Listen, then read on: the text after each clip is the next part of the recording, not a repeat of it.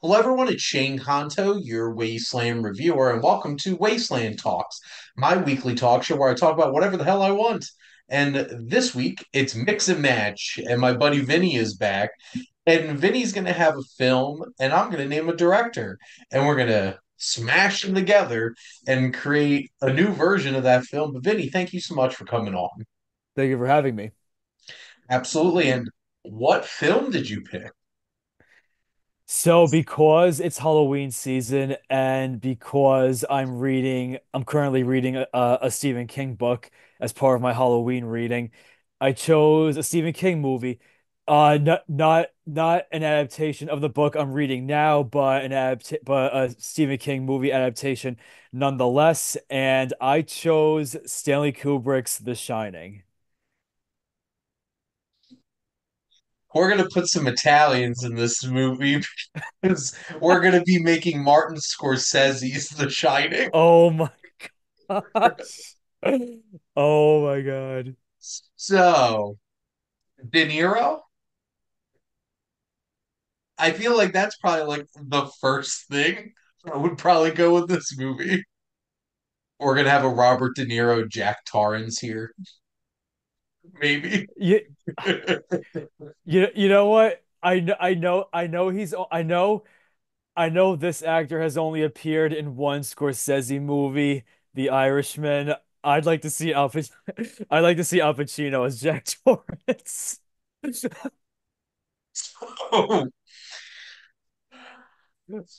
we're saying still like 1980 The Shining with like 1980 Al Pacino, right?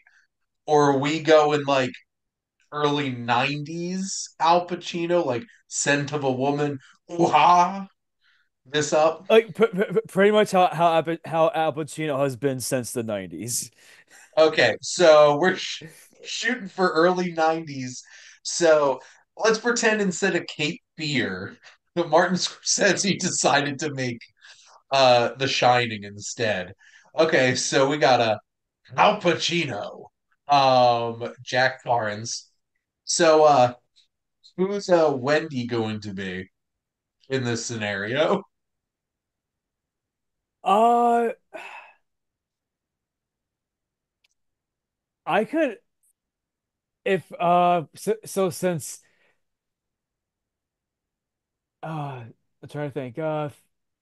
Because like if we're thinking like early to mid 90s Scorsese, I'm thinking maybe Lorraine Bracco. okay. So Lorraine Bracco follows up Goodfellas by doing The Shining with Martin Scorsese. It'll be interesting. I don't think we need to like think too hard about who cast as Danny, Yeah, unless you have a specific child actor that you would like to cast in this movie. yeah, you know what? I really don't. I can't really think of any. We're gonna put out a nationwide casting call for little Italian kids. And we're gonna get like the cutest little Italian kid, and he's gonna act all demented. And Oh, be like, Red Rum. why not? I mean, if you're thinking of an of an Italian kid, I mean, like I know this wasn't directed by Scorsese, Uh, but what about the guy who played the young Lilo Brancato in A Bronx Tale? so we got this. Scorsese's gonna call up De Niro and be like, you know this kid? And we're gonna get him on the set of The Shining. We got this. So we get the little kid from A Bronx Tale. We got Lorraine Bracco. We got Al Pacino. Um, who's replacing Scatman Crothers? Ah, hmm. Legitimately, the only black man that I could think of in any Scorsese film from that era was Samuel L. Jackson for that brief time that he was in Goodfellas. I feel I like that would work. I He is a cool yeah, cat. yeah, yeah. I mean, not because he would be one of the only choices, but I mean, yeah. I mean, like he. It's early I 90s and it's Samuel L. Jackson. So yeah. I think I think that could work. But you know, but you know what? I'm trying. I'm trying to think. Like in terms of Jack Torrance. I mean, I mean, I kind of said Al Pacino as a joke, but you know what? I know De Niro was like a big he's been a bigger collaborator with Scorsese, but like you know like you've said, starting from the early '90s, Al Pacino developed like that you know that personality that we become familiar with like when we think of him. And so I think like he definitely has like that madman energy that would translate well to when Jack Torrance finally goes crazy. I'm just imagining in a more dramatic moment him channeling Michael flipping out on Kay in Godfather Part 2.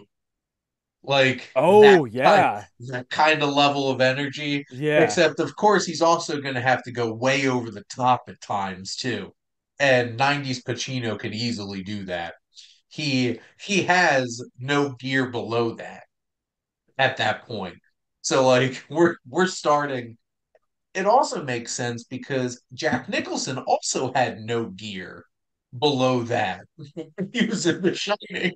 Because from the start, you're just like, Jack's already like, I'm insane. Why are you hiring me? And that's exactly the kind of energy we need for Scorsese's version of The Shining. Um, so I'm imagining that we're not going to have a whole bunch of creepy, ethereal type score because that's not Scorsese's style. No, So no, no, no, what no. popular songs is Robbie Robertson and Scorsese going to come up with for key scenes in The Shining? Well, well, just like with good, just like with Goodfellas, I imagine with like one of the tracking shots of of Wendy and Jack Torrance walking through the Overlook Hotel. We'll be hearing "Then He Kissed Me." I'm also imagining we totally have to get sympathy for the devil. Um, Oh and like yes, yes, and yes. and give me shelter at specific times in this Well, movie. actually, "Give Me Shelter" would be a great song to play as they're getting snowed in at the Overlook. Montage perfect to give me shelter and it's just like this is gonna go horribly wrong. um I'm trying to think like this is gonna be so interesting. I do feel like he probably put in some score. And who did he work with on Cape Fear? Because I feel like it would have like a What similar type. was it Howard Shore? I feel like Howard Shore has worked with Scorsese quite a bit, or maybe I'm wrong. So I distinctly remember he got a really famous composer for that, and it was Elmer Bernstein. Oh, that's right. So I feel like that would really work for this version of The Shining. Now, we know that this version of The Shining is not going to be like really bright neon colors and like that kind of look. So, how grungy are we going to make the Overlook, or is this going to be like Age of Innocence type, really swanky looking hotel? Uh,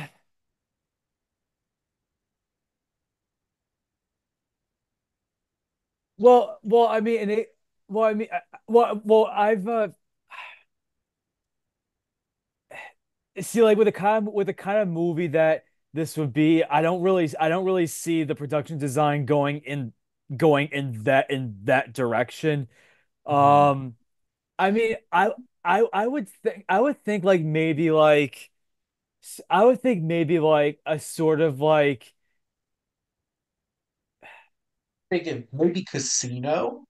well, I was thinking maybe like a sort of resort with like like a six like a six like a 60s 7 like a like maybe a 60s 70s sort of vibe. Okay. I could definitely see like this is gonna be one of those kinds of instead of Colorado, we're getting snowed in Vegas. I'm just imagining.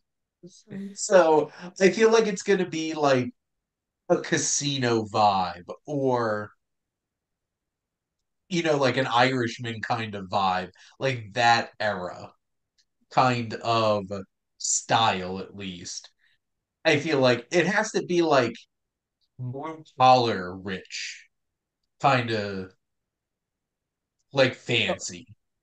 And also in terms of Jack Torrance's profession, and I'm thinking instead of being a writer, he would be moving out to Colorado like while in the witness protection program, and his new job is watching over the Overlook. I could see that ex-mobster interesting. I'm thinking maybe he's like a singer and like he's trying to make his way out to Lake Tahoe. Okay. Or maybe it is Lake Tahoe and he needs a job for the winter or something like that. I do like the idea of this being witness protection. I feel like that gives it definitely a Scorsese kind of vibe. And actually speaking of casting, who would play? I mean, I know both of these characters really only appear in one scene, but like, who would play who would play Lloyd the bartender, and like that one I guess he's like a mater Grady. d. Yeah. So picture it. I think Frank Vincent as Lloyd, just sitting behind the bar, and totally get a cameo from Joe Pesci as Grady in the bathroom. Or if we really want to shell out for a cameo, it's De Niro is just, and we get a De Niro Pacino scene in the bathroom. Oh, just like in Heat Yeah. So and The I feel Irishman. like, or even better, if you give Lloyd a little attitude, we make him Joe Pesci, and then have De Niro as the Grady character, and instead of being like, you gotta, you gotta, you gotta show her, hmm instead of like the really intense like Grady just like uncomfortably staring at Jack Torrance. It's gonna be a De Niro one, and it's just like you gotta, get rid of her. And I'm just imagining that interaction going on in the bathroom. I feel like that would be a lot of fun. And then also what I know this character doesn't really make a big impression, but he's in it. He has like a few like several minutes in the beginning. What about the like the regular manager of of the Overlook? I mean, I I'm trying. feel like we got to get some good Italian American character actors. Yeah, Just like yeah, filling in the space here. yeah. I mean, I'm trying to think of the ones that Scorsese has used throughout his movies. Because we got a Paul Sorvino could get thrown in there. I could see him as a manager of this establishment. Um, thinking about like a Mike Starr, Frank Vincent, somebody like that. Not gonna lie, we get a if we want some younger people, get a Michael Imperioli. who's Spider in Goodfellas. I would love if there was like I would love it if there was a role we could give to Martin Scorsese's mom, but there isn't really a role she could that would be available for her in this movie. So we have a prolonged scene in the kitchen Okay. of the Overlook at the beginning, and she's totally the head chef at the Overlook, Okay. Okay.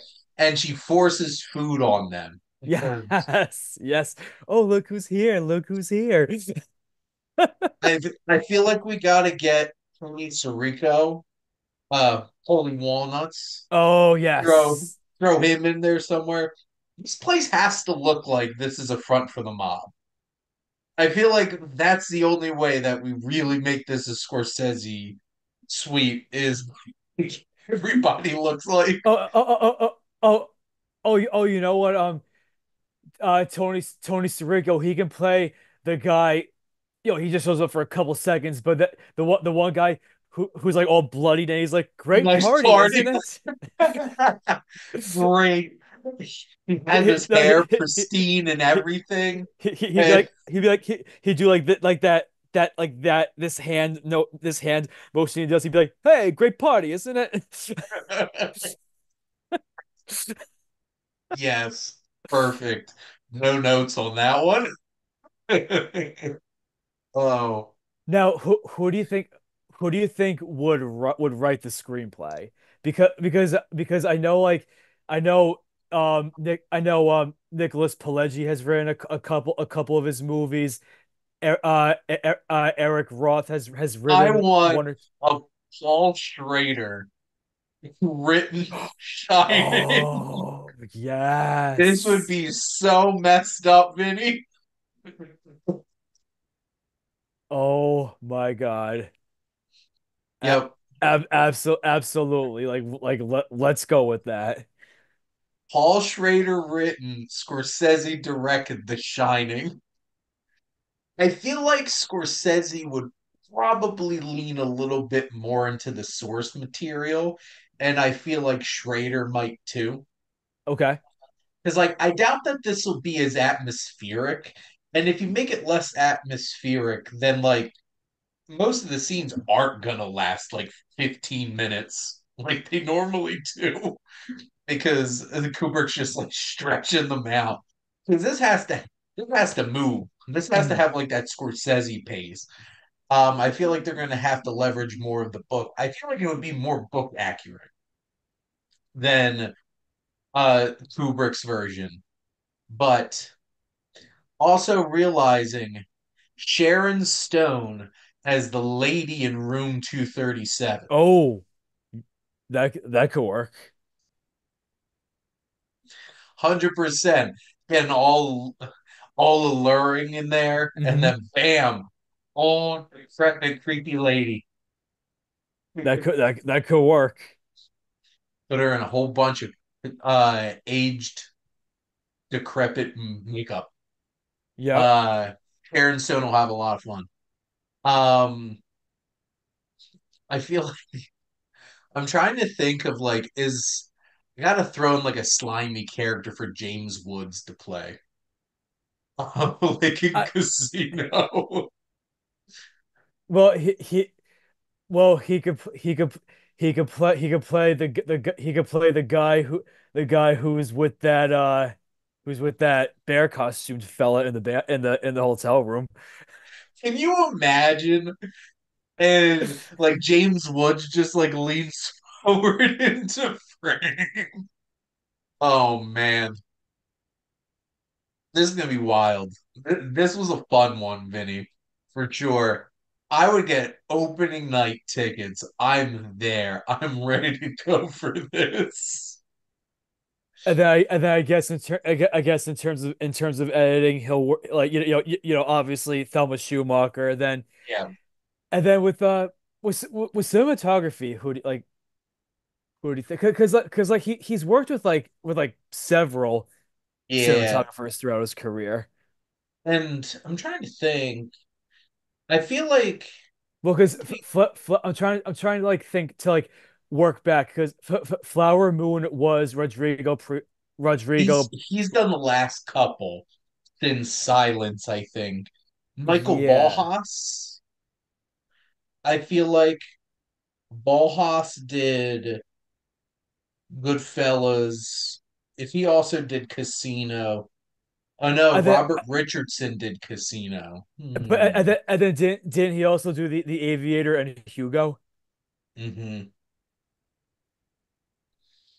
Well, with Michael Ballhaus, you said he's the one who did Goodfellas. Yeah, Yeah, I feel like maybe that one. yeah, yeah, because if we're gonna do the if we're gonna do the tracking shots, he did all those cool tracking shots in Goodfellas, and if we're gonna continue with the tracking shots that we've seen in The Shining, especially the ones with Danny on the tricycle going through the Yes, hallways, we're gonna need Michael Ballhaus for that. there you go. I think we got this together, Vinny. Yeah, This is a yeah, good one. yeah, like with I know he doesn't do them often, but when Martin Scorsese does like a scary movie, like either Cape Fear or Shutter Island. Well, Mhm. not that they're scary, but they have like that disturbing vibe to them. When he does that type of thing once in a while, it's always fun to watch. It certainly will be, especially with Al Pacino. It's like just just hit him chasing Danny through the maze. Danny boy, he's just like wah! all work and no play makes Jack a sad boy. Yep, there you go. I'm just imagining, like, I feel like it's not going to be as much as a kind of like crazy. It's just more explosive, Mhm. kind of crazy. I can see this. Oh man, this is gonna be fun. Do you think this one would get nominated for Razzies too? So stupid. The I fact that the original Shining got nominated for I Razzie. I don't think it would. Now, it would get at this point it get nominated for 10 Academy Awards and win nothing. Because I that's exactly what Scorsese's been dealing with for his past like four movies. yeah, like both Flower Moon and The Irishman went 0 for 10. Silence was only nominated for one Oscar, Yeah, but it lost. And then Wolf of Wall Street, I think went 0 for 5 or 0 for 6. Like the last Scorsese movie to win Oscars, what was Hugo? It won, I think it won like 4 or 5. there you go. I would have given I would have given Leo the Oscar for Wolf of Wall Street over Revenant. Same here. And you know what? Not even because of like the whole. Like I'm not a fan of like people saying, oh, this person is overdue for an Oscar. Give it to them. I wouldn't give him the Oscar because of that. Although I thought Matthew McConaughey was really good in Dallas Buyers Club, I totally would have given like DiCaprio was my personal favorite to win that year. He didn't win because he was a piece of shit. That's why.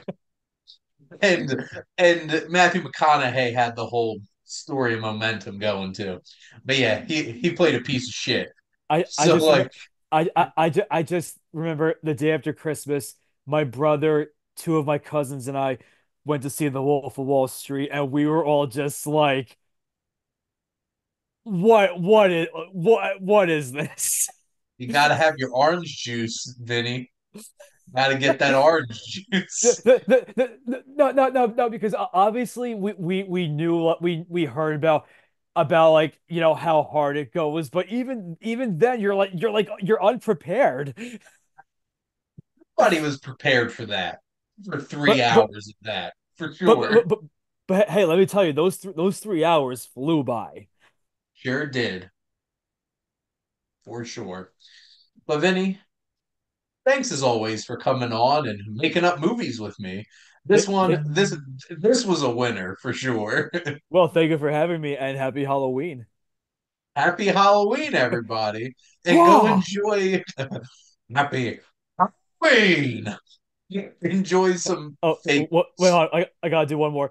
Happy Halloween.